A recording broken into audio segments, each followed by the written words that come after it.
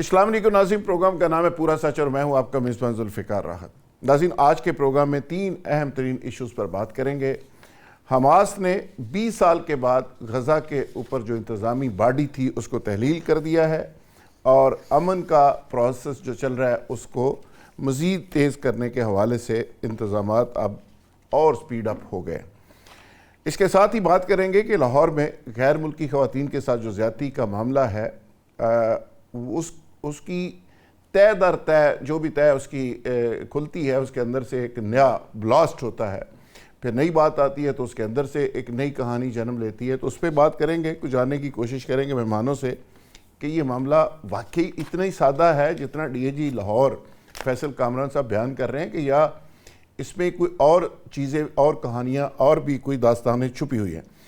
اور پروگرام میں ہم بات کریں گے عاصم منیر صاحب فیلڈ مارشل کی سربراہی میں 276واں کور کمانڈر کانفرنس اجلاس ہوا، جس میں طالبان رجیم کے حوالے سے اور پاکستان کے اوپر یکے بعد دیگرے دہشت گردی کے حملوں کے حوالے سے شدید تحفظات کا اظہار کیا گیا۔ بھارت کو وارننگ دی گئی کہ وہ جو پروکسیز کے ذریعے پاکستان کو ٹارگٹ کیے ہوئے ہے اس سے باز رہے، اور ساتھ ہی ساتھ اس عزم کا اظہار کیا گیا کہ آپریشن غضب الحق جو پاکستان کا افغانستان کے حوالے سے جاری ہے وہ اسی طرح جاری و ساری رہے گا۔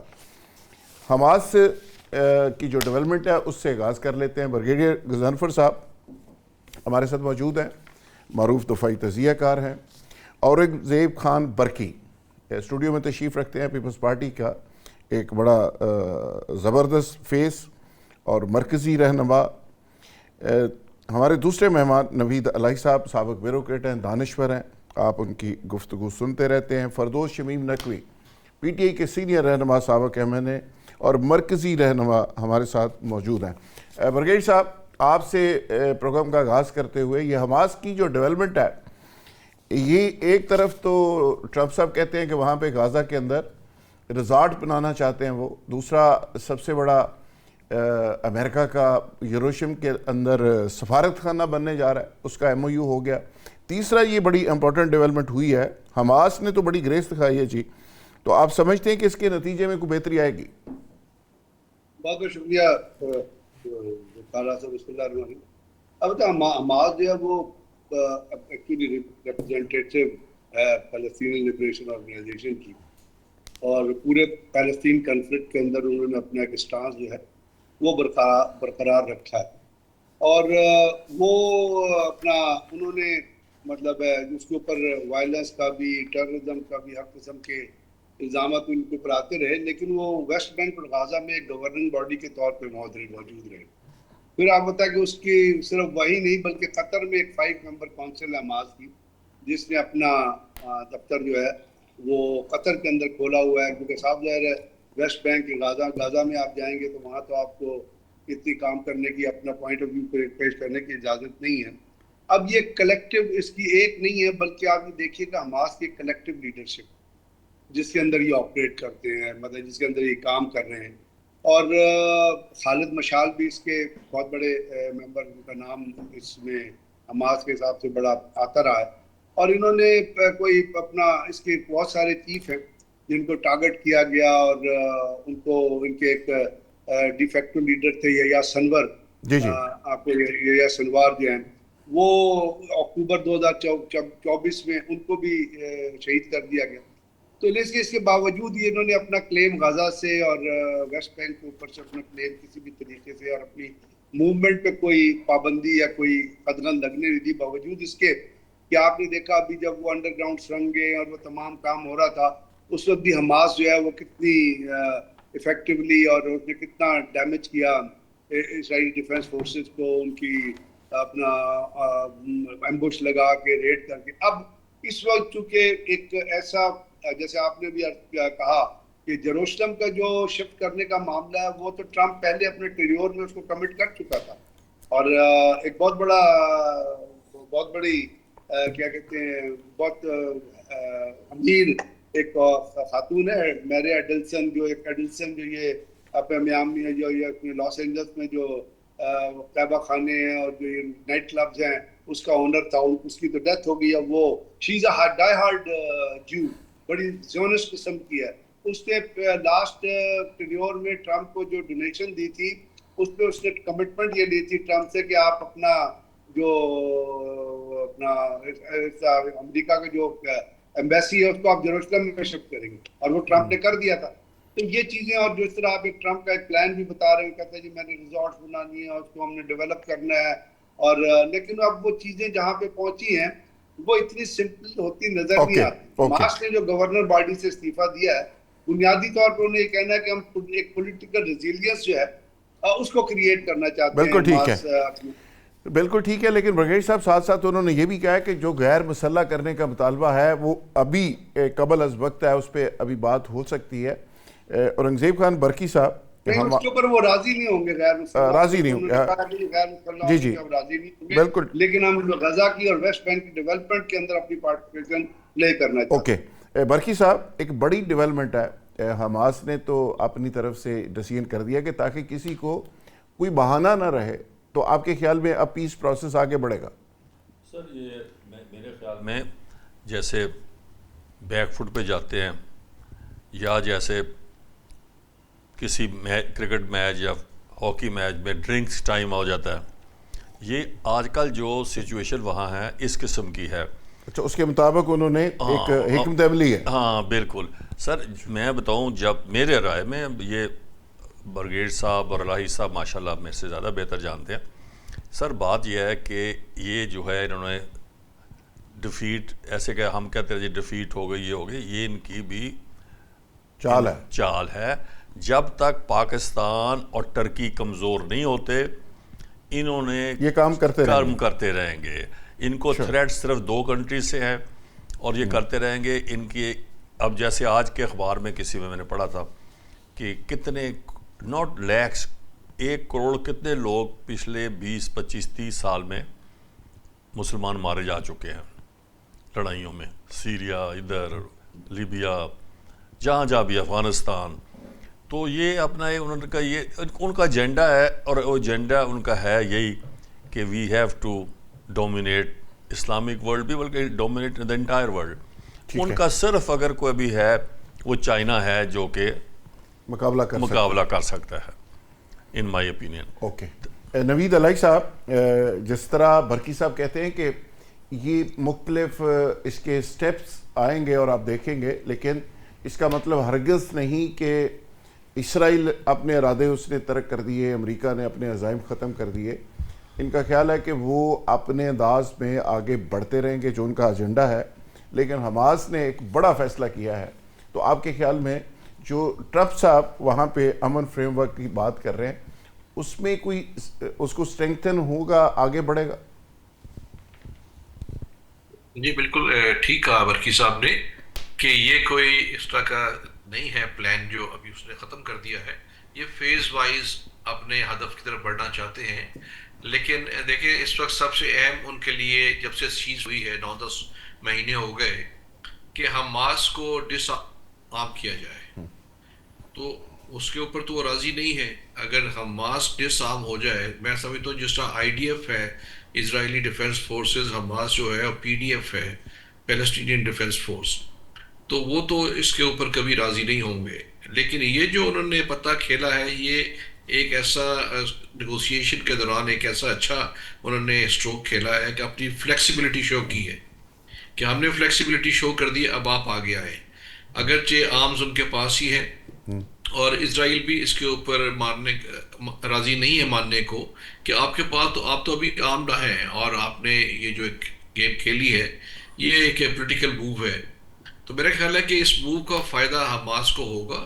باقی دیکھیں ڈس آرم ہونے کا جب ہم آپس میں ڈسکشن کر رہے ہیں کہ اسرائیل کے اہداف کیا ہیں، لانگ ٹرم ان کے جو ہیں آبجیکٹیوز کیا ہیں، تو حماس سے زیادہ کس کو معلوم ہوگا، پیلسٹینین سے زیادہ کس کو معلوم ہوگا کہ وہ کیا کرنا چاہتے ہیں. تو میرا یہ نہیں خیال کہ وہ حماس لانگر ٹرم میں بھی آرمز لے ڈاؤن کریں گے یا ڈس آرم ہوں گے. تو یہ کسی موقع پہ دوبارہ بھی یہ بھڑکے گی آگ ود ان پیلسٹائن، جس کو اسرائیل ڈیفنس فورسز اور حماس کے دوران دیکھیے آپ حزب اللہ اور اس سائڈ پہ حوتیز اور حماس، یہ تینوں کو اس کی خواہش ہے کہ کسی طرح ڈیسیمیٹ کر دیا جائے اور پھر ان کے لیے میدان کھلا ہے. پھر آپ ریویریا یہاں بنا لیں، جو ٹرمپ کا پلان ہے وہ اس کوسٹل ایریا میں بنا لیں، پھر آپ کے لیے کھلا ہوگا. ابھی فی الحال ان کے لیے یہ پلان جو ہے ڈویبل نہیں ہے جب تک حماس موجود ہے آرمڈ اس فارم میں. بالکل ٹھیک ہے.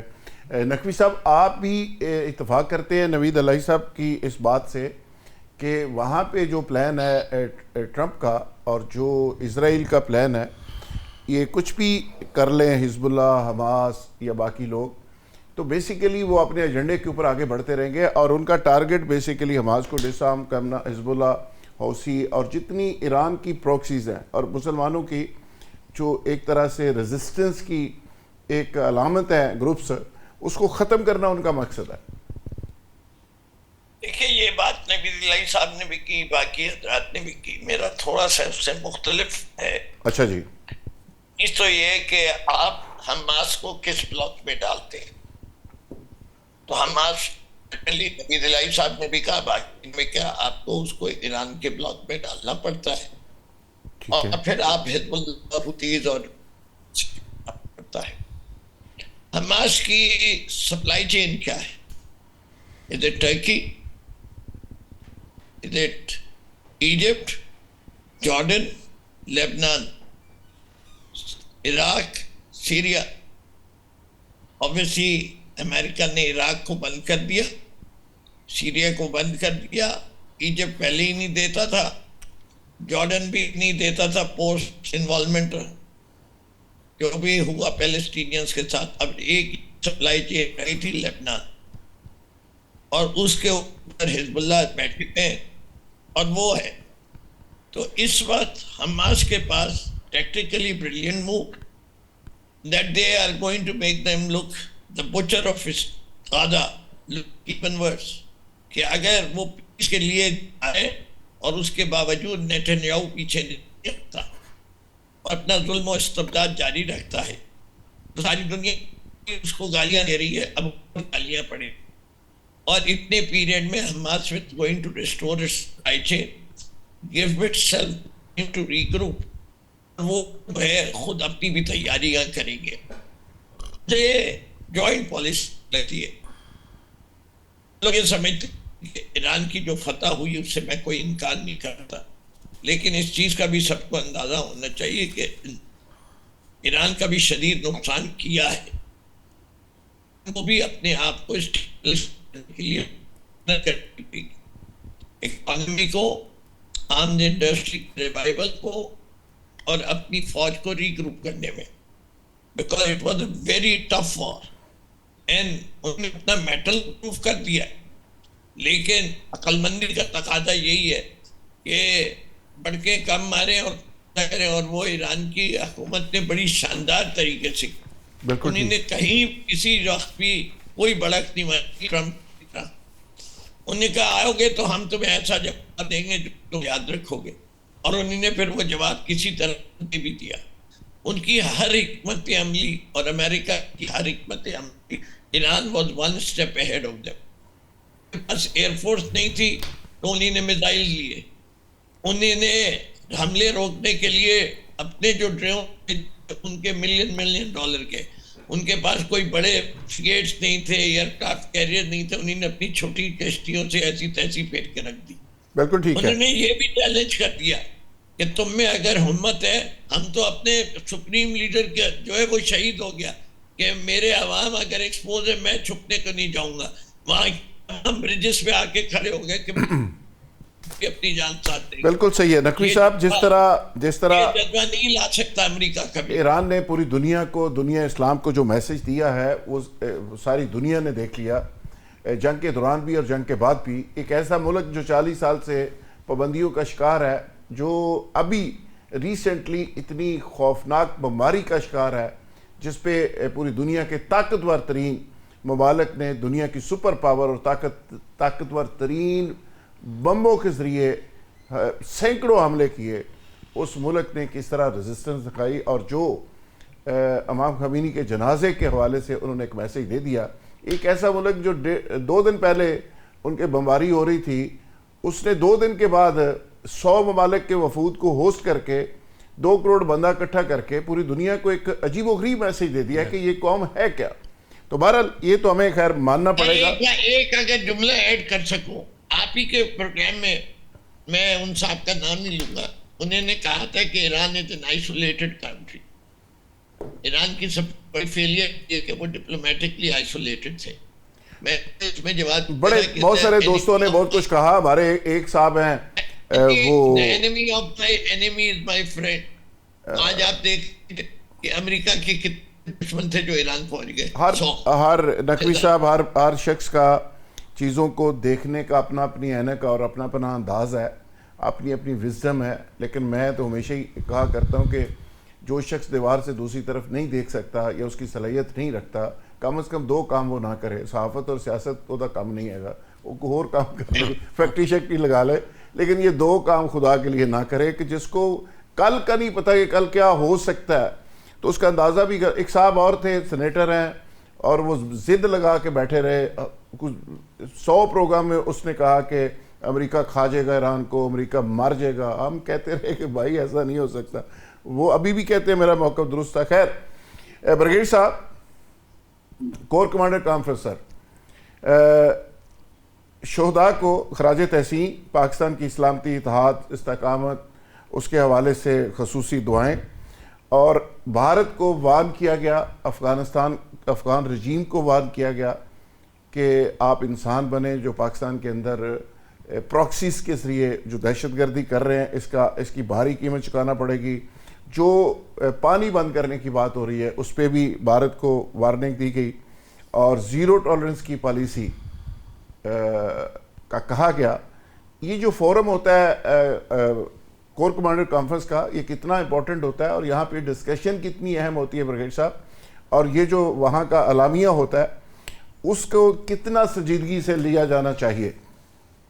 जी जब्बार साहब, कल तो आपने प्रोग्राम के तवज्जो से क्योंकि अपने शहीदों का नाम लिया है, तो कल जो इस्लामाबाद में एक ग्रुप कैप्टन शहीद हुए हैं जिन्होंने एक बच्ची को बचाते हुए अपनी जान का नजराना पेश कर दिया, उनके लिए भी बहुत उनकी इस कुर्बानी को और दुआ करते कि अल्लाह ताला उनके खानदान को, बच्चों को जुर्रत और हिम्मत अदा करे। उन्होंने बहुत बड़ा काम किया है कि बच्ची की ज़िंदगी बचाई है। ये होते हैं जो ज़िंदगी के असली हीरोज़ होते हैं।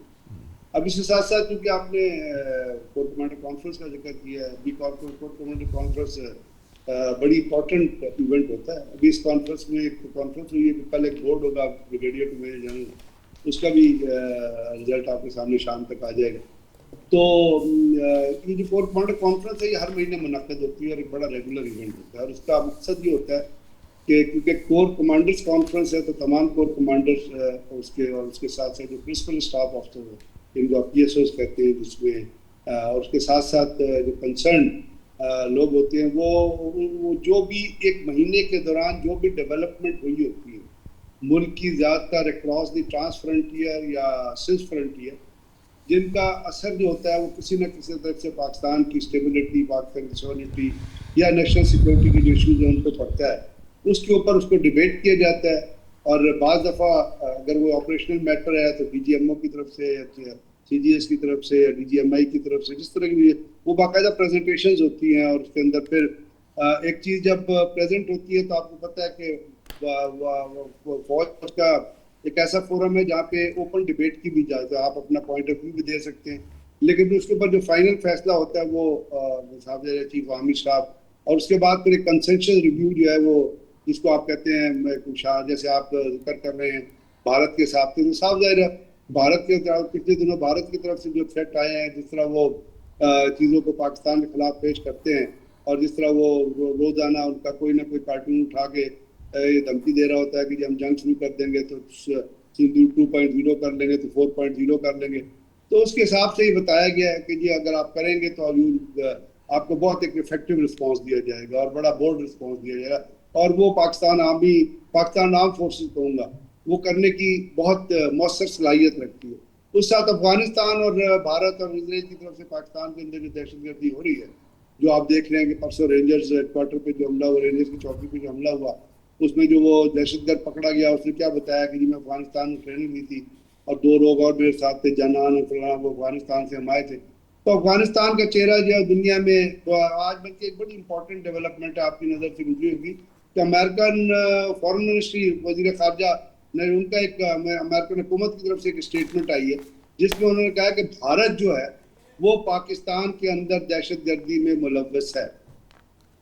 یہ امریکن اسٹیبلشمنٹ کی طرف سے اسٹیٹمنٹ ہے جو ایک بہت بڑی اسٹیٹمنٹ ہے, اور اس اسٹیٹمنٹ کے ذریعے اور ایک پچھلے سے پچھلے ہفتے یونائٹڈ نیشن میں یعنی امریکہ کہتا ضرور ہے کہ بھارت ملوث ہے, لیکن وہ کہتے ہیں بس کام جاری رکھو, روکنا نہیں. میں دوسری بات ریلیٹ کرنا چاہتا ہوں. اس سے ریلیٹ یہ کرنا چاہتا ہوں کہ ایک نیشنل سیکورٹی اپنا UN میں بھی ایک ریزولوشن پاس ہوئی ہے جنہوں نے کہا افغانستان جتنی پاکستان میں دہشت گردی کراس بارڈر ٹیررزم ہو رہا ہے وہ افغانستان کی حکومت اس کے اندر ذمہ دار ہے.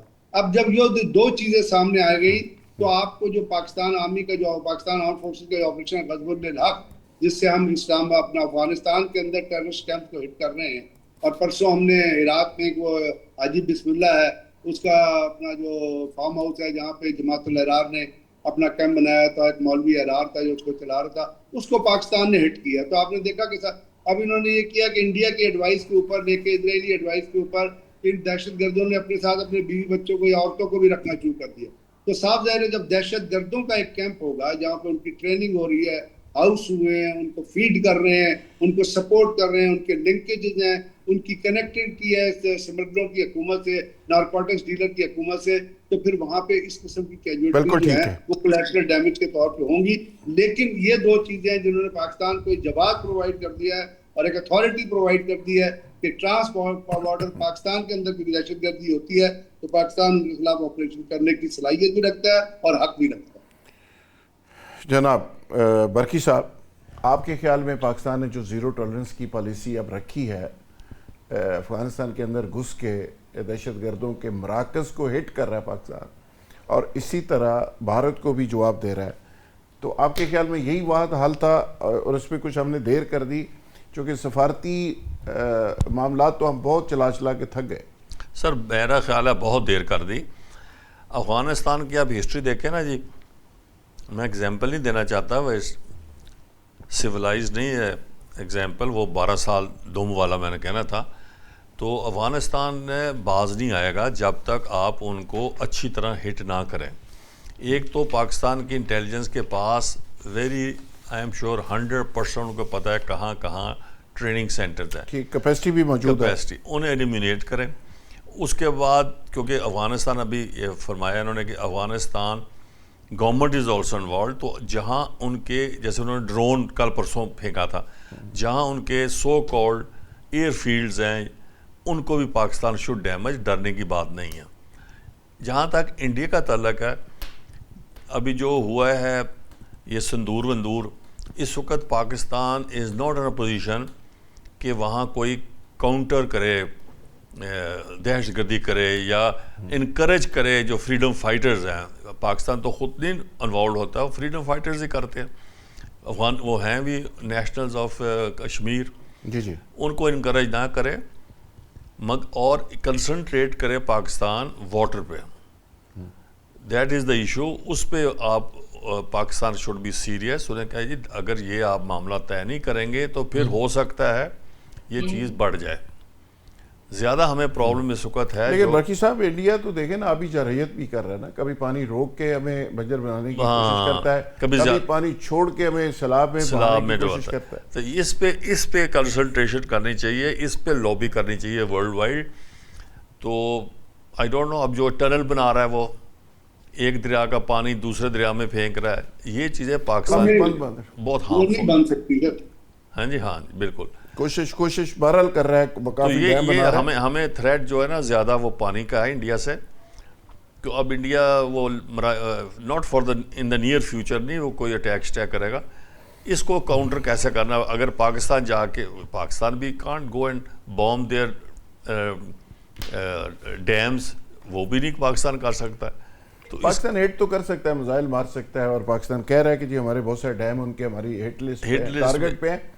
تو الٹیمیٹلی پانی موت اور زندگی ہے برقی صاحب. بالکل, اگر ہمارا سانس پانی بند کریں گے, سانس بند کریں گے, پھر ہمارے پاس کیا آپشن ہے. جیسے DGISPR نے کہا تھا کہ آپ پانی بند کرو گے ہم آپ کی سانس بند کر دیں گے, تو پھر وہ الٹیمیٹلی सर्वाइवल की एक जंग है ना जी, तो आप क्या करेंगे, आपके पास देखिए आपके लिए सर, कोई नहीं। हम उनके अगर मिसाइल मारेंगे वो हमारे तरबेला पे मारेंगे, तो इसलिए इसका पहले तो कोई हल तलाश करें थ्रू डिप्लोमेसी। देखिए जी, इंटरनेशनल कोर्ट्स के अंदर भी पाकिस्तान गया है और वन साइडेड उन्होंने ये एक्ट किया है। हाँ बिल्कुल। तो इस पे मेरा ख्याल है कि दुनिया को भी देखना चाहिए। नवीद अलाई साहब, आप क्या समझते हैं कि इसका कोर कमांडर कॉन्फ्रेंस ने जो मैसेज दिया है भारत को और अफगानिस्तान को खासकर, जैसे ब्रिगेड साहब कह रहे थे कि अब तो ब्लैक एंड वाइट में चीज़ें आ गई हैं, बहुत सारी चीज़ें साबित शुदा हकीकत है कि इंडिया की प्रॉक्सीज कौन है,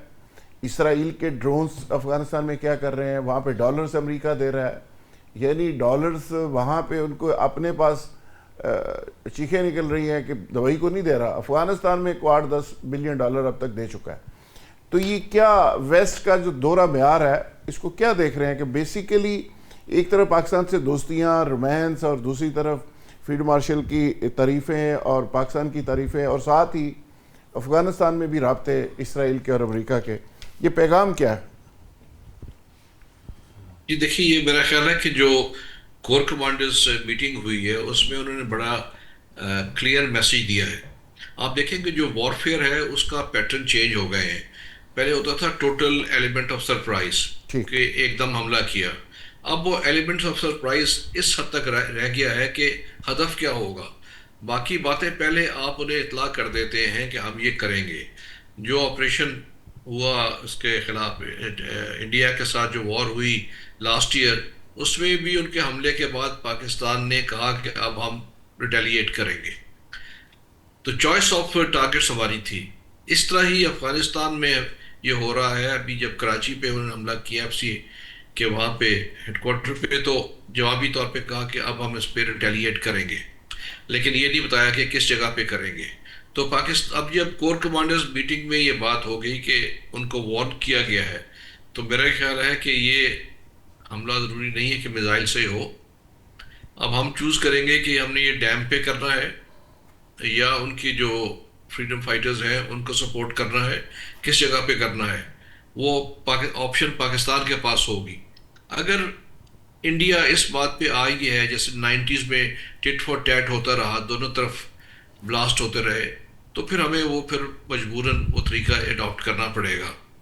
ज़रूरी नहीं है कि आप उधर मिसाइल लगाएं, इंटरनली सेबोटाज और बाकी चीज़ें होती रही हैं, और तमाम दुनिया की एजेंसीज ये काम करती हैं अपने दुश्मनों के अगेंस्ट।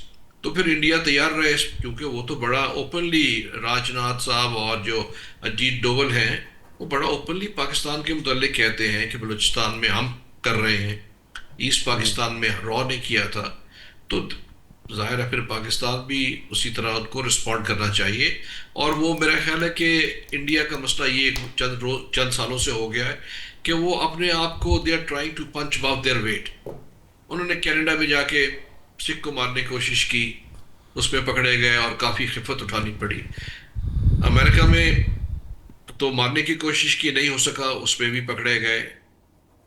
पाकिस्तान में उन्होंने नई हरकत की हैं, तो मेरा ख्याल है कि वो उनको भी थोड़ा नकेल डालने की ज़रूरत है, लेकिन उसी तरीके से जिस तरीके से वो कर रहे हैं। हमें कोई वो करने की ज़रूरत नहीं है कि ऑल आउट वॉर के लिए जाए, लेकिन उनको बता के और ये कार्रवाइयाँ की करनी चाहिए ताकि उनको ये सबक हासिल हो कि नुकसान उनका भी ज़्यादा होगा। शीशे के घर में बैठ के आप ये पत्थर नहीं मार सकते, और इसी तरह पानी का मसला भी इसी तरीके से हल होगा। बिल्कुल ठीक। यानी एक ही टाइम में आपको सफारती तौर पे दबाव भी बढ़ाना है और अपनी बात भी ज़ोरदार तरीके से करनी है, और उसको रियलाइज़ भी करवाना है कि भाई आप ये सब कुछ कर रहे हैं तो हम इससे कहीं आगे जाके ये सारा कुछ कर सकते हैं। नाज़रीन, यहाँ लेंगे एक ब्रेक, और ब्रेक से जब वापस आएंगे तो इशू को कंटिन्यू करेंगे। Stay with us. Welcome back नाज़रीन। वही से सिलसिला जोड़ते हैं जहाँ पे ख़त्म किया था।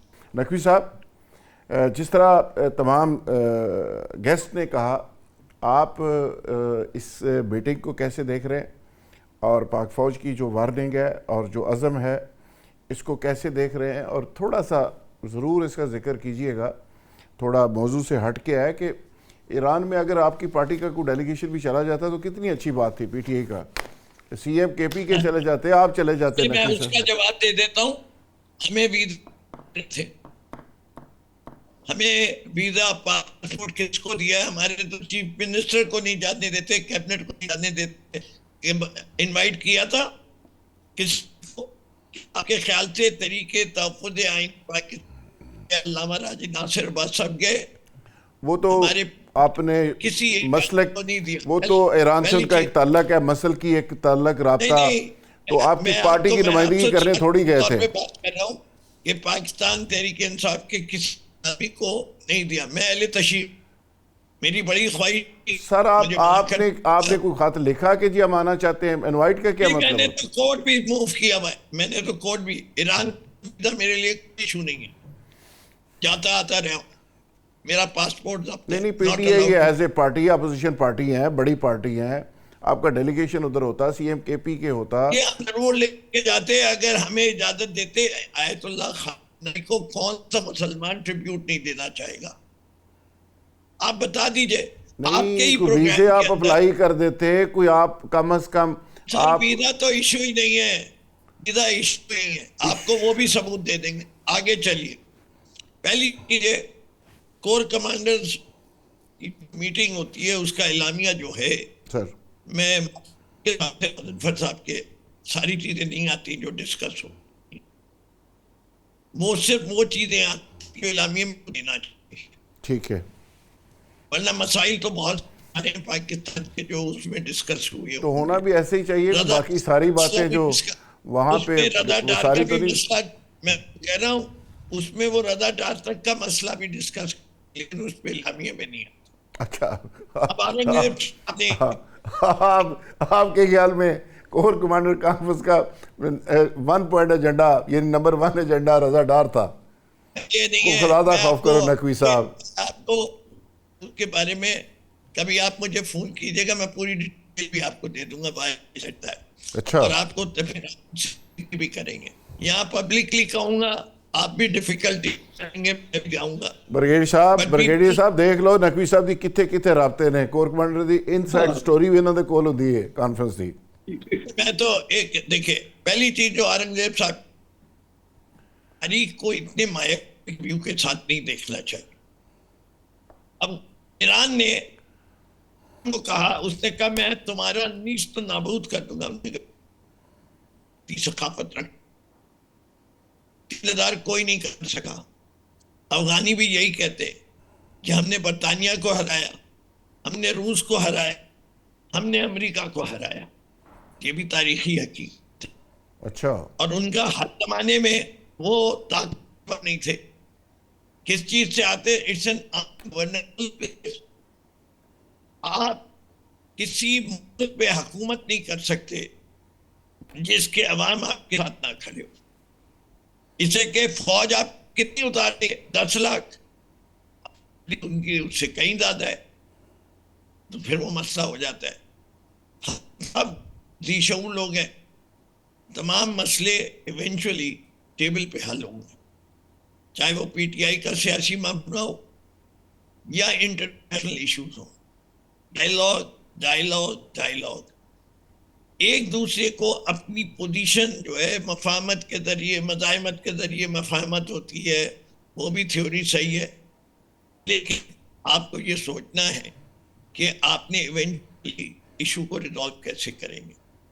افغانستان ایشو ریزالو کرنا تو آسان ہے, اس لیے کہ افغانستان کے جتنے نیبرز ہیں کے ساتھ پاکستان اب اگر اپنے تعلقات کو استعمال کرے گا تو وہ افغانستان کو فورس کریں گے کہ یہ نہ کرو. نہیں کرے گا تو ہمارے بارڈرز پورس کیوں ہیں؟ اس سے کہ انڈیا سے ہتھیار بھی چلے جاتے ہیں وہاں, اور وہاں سے انفلٹریٹر بھی آ جاتے ہیں. تو یہ بارڈرز کی پوراسٹی جو ہے وہ ہماری فوج کو روکنی ہے یا رینجرز کو روکنی ہے. تبھی تو یہ معاملہ کچھ ہوگا کہ ان کو آئسولیٹ کر دیں. It's a land lock country, economically آپ کرش کر سکتے. آپ یہ بیماری وغیرہ سے زیادہ کوشش یہی ہونی چاہیے کہ ایران کو تھرو ڈپلومیٹک, افغانستان کو تھرو ڈپلومیٹک ایفرٹس مجبور کر دیں کہ وہ پاکستان کے ساتھ بیٹھے اور دہشت گردی ختم ہو اور اس ریجن میں امن کی فضا میں کام ہو, تو سارے ریجن کے لیے بہتر ہے. انڈیا کا مسئلہ کچھ زیادہ ٹیڑھا ہے, اس سے کہ جب تک وہاں پانی بھی ہے، وہاں کشمیر بھی ہے، اور دونوں انٹرٹوائنڈ بھی ہیں، انٹرلنکڈ بھی ہیں. اس سے کہ یہ نہیں کر سکتے آپ کہ میں کشمیر کے مسئلے کو انڈیپینڈنٹ کروں گا اور پانی کا مسئلہ علیحدہ ہوگا. India will go into joint one. اب obviously ہمارے پاس ایک مورل ہائی گراؤنڈ ہے، اپنے کورٹ سے بھی کیس جیتے ہوئے، کہ Indus water treaty can not be scrapped by one country, دونوں ملکوں کا ہے. اور اس کے جو فنڈامنٹل پرنسپلز ہیں، وہ بجلی آپ جتنی چاہیں بنا لے، پانی نہیں آپ استعمال کر سکتے. پانی آپ استعمال کریں گے تو وہ آپ زیادتی کریں گے. اس پرنسپل کو ہم نے ہر ملک، ہر کیپٹل میں جا کے بیان کرنا ہے کہ انٹرنیشنل آرڈر کے لیے ضروری ہے کہ انٹرنیشنل ٹریٹیز بالکل ٹھیک ہے. This is how we should handle India. اچھا نقوی صاحب، آپ نے اور اب ہمیں کشمیر کے لیے تو ایک ہی واحد طریقہ ہے، اتنے اچھے تعلقات ہیں، نقوی صاحب پلیبیسائٹ ان کشمیر. بٹ انفارچونیٹلی 75 سال کی تاریخ میں ہر سال 5 جولائی کو انڈین ایمبیسی کے سامنے مظاہرے ہوتے تھے. اس 5 جولائی کو مظاہرے کہیں اور، which is shameful. بہرحال بات تو یہ بھی قابل غور ہے، سوچنے کی بات ہے نقوی صاحب.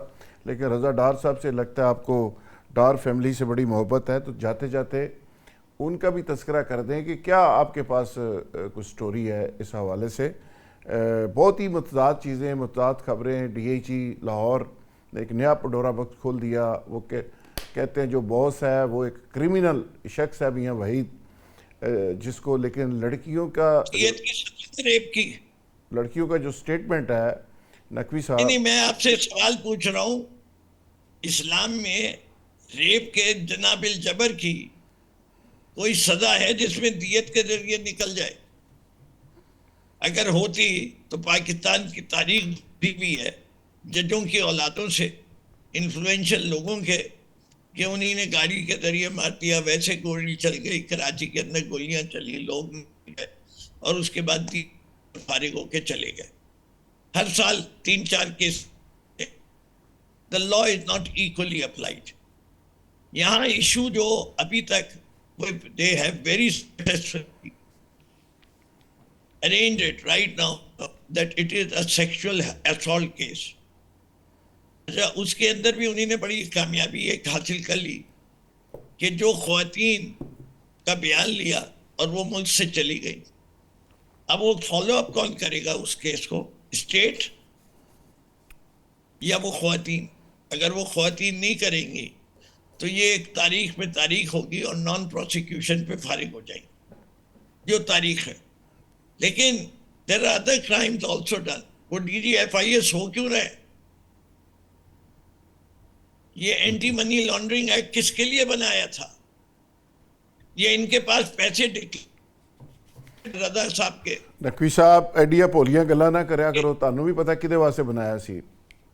ویسے تو سی سی ٹی وی بنی ہے نا سر. نہیں، وہ اس لیے بنایا تھا کہ وہ یہ دیکھے کہ بشرا بی بی نے عدت کے پیریڈ میں شادی کی تھی یا عدت کے بعد کی تھی. نوید علی صاحب، یہ سارا پنڈورا باکس آپ کے سامنے ہے، آپ کا انویسٹیگیشن کا بڑا ایکسپیرینس ہے.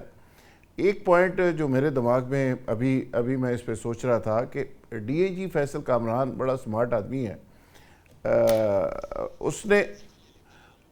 اس نے فرمایا ہے کہ وہ جو باس تھا وہ ایک کرمنل ہے، 10 مقدمے اس کے اوپر پہلے سے ہیں، میاں وحید اس کا نام ہے.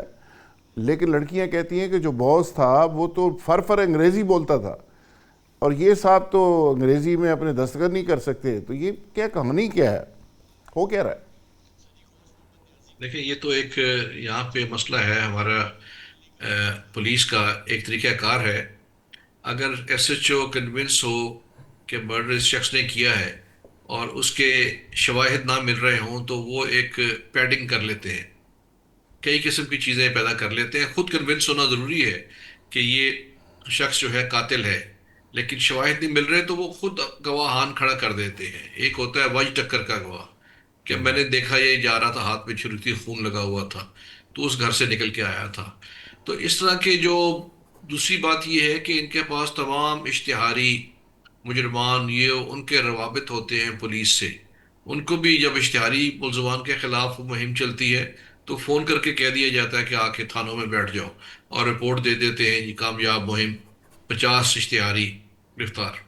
تو یہ پاسبلٹی ہے. میں قیاس رائی کر رہا ہوں, مجھے نہیں معلوم. این ممکن ہے کہ ڈی آئی جی نے کوئی بندہ نکال لیا ہو جو واقعی ایسا ہو جو جس کو باس کہہ رہے ہیں, لیکن باقی جو کوارٹرز یہ کہہ رہے ہیں کہ ابھی تک اس کا پتہ نہیں ہے, باس کا یہ پتہ نہیں لگنے دیا جا رہا. تو کسی کو بھی اسکیپ گوٹ بنا تو یہ تو پاسبلٹی ہے. تو باقی چیزیں جو ہیں میرا خیال ہے کہ اس پہ تو آپ دیکھنا چاہیے کہ جیسے خواتین یہاں سے گئی ہیں تو وہ مطمئن گئی ہیں, ان کا بیان ہے, ملزمان گرفتار ہو گئے ہیں اور ان کا ریمانڈ بھی لیا جا رہا ہے. تو یہ اس طرح کا کیس نہیں ہے کہ اس لیول پہ اس کو ٹھپ کر دیا جائے یا بالکل اگنور کر دیا جائے. یہ کسی نہ کسی کروٹ تو بیٹھے گا. یہ بات ٹھیک ہے فردوس صاحب کی کہ لانگر رن میں اگر کوئی پرسو کرنے والا نہ ہو اس کیس کو تو پھر تو ظاہر ہے کہ وہ کورٹ میں جو عدم پیروی کی بنیاد پہ کیسز جو ہیں وہ فارغ ہو جاتے ہیں. وہ ایک لیٹر سٹیج پہ ہے. بالکل ٹھیک ہے. لیکن ایک سٹیج پہ میں سمجھتا ہوں کہ پولیس نے کاروائی جو ہے کافی حد تک ٹھیک کر لی. اچھا جی, غوث بخش صاحب ہمارے ساتھ موجود ہیں جی, سینیٹر ہیں, نون لیگ کے سینئر رہنما ہیں. غوث صاحب, آپ یہ سارے معاملے کو کس طرح دیکھ رہے ہیں؟ سوشل میڈیا کے اوپر تو بڑا کہرام مچا ہوا ہے اور بہت سارے لوگ کہہ رہے ہیں جی پنجاب گورنمنٹ جھوٹ بول رہی ہے, پولیس جھوٹ بول رہی ہے, اور کل جرنلسٹوں نے وہاں پہ احتجاج بھی کیا. تو آپ کے خیال میں اصل کہانی ہے کیا جی؟ اس میں ڈار صاحب, اپنا کیا نام ہے ان کا, اسحاق ڈار صاحب کا جو عزیز ہے اور جو اس کے ساتھ جو خواتین ہیں, یہ 2-3 بندے ہیں, تو اس کی ایف آئی آر درج ہو گئی ہے. ٹھیک ہے جی. اب اس میں 2 چیزیں ہیں.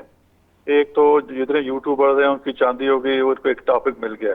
ٹھیک ہے جی. پچھلے 15-20 دن محمد اقبال وہ کرتے رہے 20 لاکھ پیسے کماتے, اب ان کو نیا ٹاپک مل گیا. تو اس میں لیکن جو سوچنے والی بات ہے کہ اس کو ریسٹ کرنے میں پنجاب حکومت کا ہاتھ ہے. صاحب کو پتہ چلا کہ اس کا انسیڈنٹ ہوا ہے تو انہوں نے فوراً کہا کہ اس کو ٹریس کرو, بلکہ ٹریس ہی انہوں جو ہے وہ ان کی فیملی, ڈارک فیملی نے کیا, اور پھر پولیس وہاں تک پہنچی. تو اس کے بعد جو ان کے بیانات تھے, اب وہ جو کارروائی ہوگی تو وہ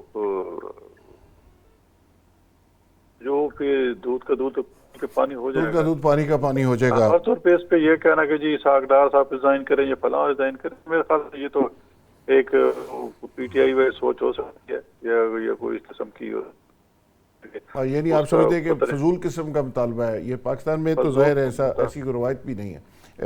برقی صاحب, روایت بھی نہیں, روایت سے مراد ہے کہ کوئی ہو نا, یہ تو کامن سینس کی بات ہے. کسی کا نواسا پتہ نہیں ڈار صاحب سے کبھی ملاقات کو 6 مہینے سال بعد ہوتی ہوگی, اور اس پہ کہنا کہ ڈار صاحب ریزائن کریں, یا تو ڈار صاحب کو انفلوئنس ثابت ہو جائے نا کہ ڈار صاحب ان کو بچایا ہو یا ملک سے باہر بھیجایا ہو, تو پھر تو بالکل ٹھیک ہے. میرے خیال میں ہمیں ذمہ داری کا مظاہرہ کرنا چاہیے تمام.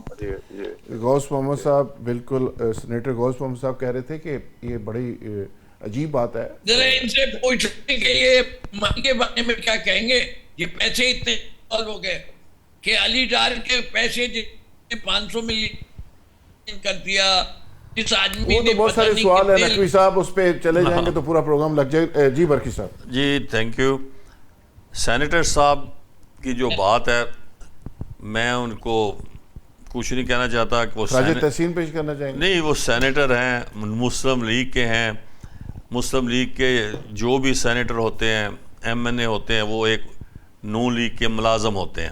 ان کی کوئی سننے غوث محمد صاحب تو بڑے ریزنیبل نہیں ہوگا, ریزنیبل ہوں گے, بٹ ایز اے پارٹی ممبر ان کو کچھ نہیں پوچھتے. نواز شریف سے ہاتھ نہیں ملا سکتے. تو سر بات یہ ہے کہ اسحاق ڈار ہاتھ نہیں ملا سکتے, ہاتھ نہیں ملا سکتے نواز شریف صاحب سے کسی سوال ہی نہیں پیدا ہوتا. سر اپنا یہ جو ہے اسحاق ڈار کو ریزائن نہیں کرنا چاہیے. He should be bloody dismissed. اچھا, ڈسمسڈ. یہ جو ہے آپ کا, میں ایک ایگزامپل دیتا ہوں جو لیٹسٹ ایگزامپل ہے.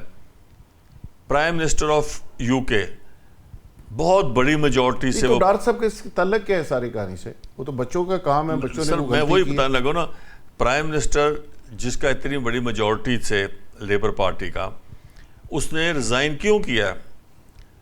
اس سے بیچارے نے کوئی گناہ نہیں کیا تھا, صرف یہ تھا کہ جو امبیسڈر اپوائنٹ ہوا ہے یو ایس اے میں, اس پہ اس نے صحیح طرح اس کی فائل نہیں پڑھی تھی, اس نے نہیں دیکھا کہ اس کا کوئی کسی سے کوئی تھا میل جول تھا, تو اس وجہ سے وہاں ان کی اپنا بڑی اسٹرانگ ڈیموکریسی ہے, اس نے کہا جی آپ نے نااہلی دیکھی دے دیا. بالکل صحیح. اور یہ جو ہے اپنا, بلکہ میں تو کہتا ہوں Maryam Nawaz should also resign, اور شی شوڈ بی ڈسمسڈ, اور گورنرز راج ادھر لگانا چاہیے پنجاب میں. پنجاب کا حال بہت برا ہے, گورنر راج لگانا چاہیے, گورنر راج لگانا چاہیے, کرپشن بہت ہے. اور جو ڈی آئی جی صاحب ہیں, یہ ڈی آئی جی صاحب کو سسپینڈ کرنا چاہیے, کرپشن ایک علیحدہ ایشو ہے, سسپینڈ کرنا چاہیے, he should be suspended, and judicial inquiry headed by high court جج اس کو کرے.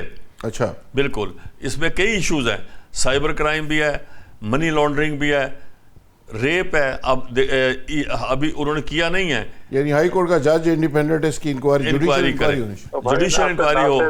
اور اس میں سر ابھی یہ دیکھیں کہ ای یو پارلیمنٹ نے ابھی آفیشیلی نہیں کیا, مگر انہوں نے لوگوں نے ممبر جو ہے ای یو پارلیمنٹ کے, یورپین پارلیمنٹ نے, انہوں نے کہا جی کہ یہ کام ہم دنیا میں لے کے جائیں, فورمز پہ لے کے جائیں. ایک سائڈ آپ نے عزت کمائی ہے, انہوں نے پاکستان کو بے عزتی پہ لے آئے ہیں.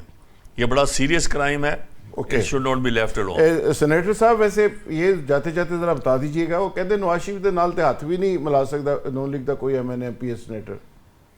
کہتے ہیں جی یہ کون بول رہے ہیں جی؟ اورنگزیب برقی صاحب ہے, پیپلز پارٹی کے بڑے سینئر لیڈر ہیں اورنگزیب خان برقی. تو وہ کیا فرما رہے ہیں جی کہ ایک تو میں نے سنا ریزائن کہتے ہیں کہ مریم بھی ریزائن کرے, وہ بھی ریزائن کرے, ایسے ہی کہہ رہے ہیں غالباً. جی جی ہاں نہیں, اب دیکھو اتنے سکینڈل پہ کہ جی کسی کا نواسا ہے, تو کیا آپ نے جو پہلے مثال دی کہ جی پتہ نہیں وزیر اعظم تھا, اس نے ایک ایسا بندہ اپوائنٹ کیا جس کے خلاف کوئی جرم تھا یا کوئی کرائم تھا, تو اسحاق ڈار نے تو اپنے نواسے کو کہیں نہیں پوسٹ کیا. مثلا آپ ایسی مثال دیں کوئی تو کوئی جس کا کوئی لاجک ہو, کوئی اس قسم کی. آپ بوز کیا کہتے ہیں یہ بوز برگی صاحب کو لاجک سمجھ نہیں آئی انہوں نے. برگیڑ صاحب اپنا لاجک سی کہ ایک آدمی کہندا ہے جی بھٹو تے کہتے میں فائر کیتا سی اور بھٹو صاحب کو پھانسی ہو گئی تھی, وہ کون سی لاجک تھی؟ اچھا برگیڈیئر غضنفر صاحب کنکلوڈ کریں جی پروگرام. برگیڑ صاحب اچھا بات یہ ہے کہ یہ چیزیں تو بعد میں ڈسکس ہوگی کہ صاحب ڈار صاحب تو باہر بیٹھے ہوئے, لیکن بات یہ ہے کہ جو ان کے نواسے نے کیا ہے اس کی تو ٹی وی فوٹیج بہت ساری فوٹیج اویلیبل ہیں. اور آپ نے دیکھا ہے کبھی آپ کی ویڈیو پاکستان ٹی وی کی, پاکستان اخبار کے ایک کورسپونڈنٹ ہے, انہوں نے اس گاڑی کا بھی اپنا یہ سی سی ٹی وی فوٹیج نکال لیا جس سے وہ لڑکیاں اتری تھی, انہوں نے اس گاڑی کا بھی سی وی فوٹیج دکھایا جس کو جا کے وہ گاڑی لگی تھی, اس میں ایک عورت تھی, ایک مرد تھا, ایک بچہ تھا جو جا رہے تھے, گاڑی کو مارا گیا. اس کے بعد انہوں نے باقی چیزیں بھی آ گئی, ان کے 164 کے بیان بھی آ گئے, اس میں رضا ڈار کا نام بھی آ گیا. تو میں یہ سمجھتا ہوں کہ اس کی جو یہ بہت سیریس معاملہ ہے, اس کو نیدرلینڈ کی ایمبیسی چھوڑے گی نہیں.